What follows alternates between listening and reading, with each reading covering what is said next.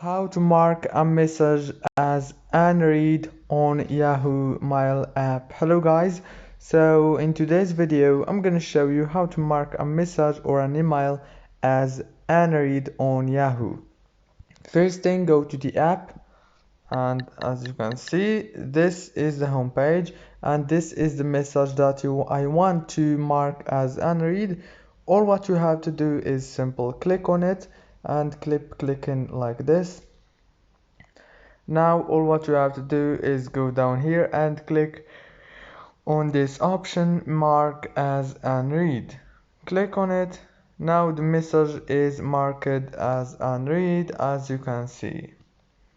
If this video was helpful, please don't forget to like and subscribe, and thank you for watching until the end.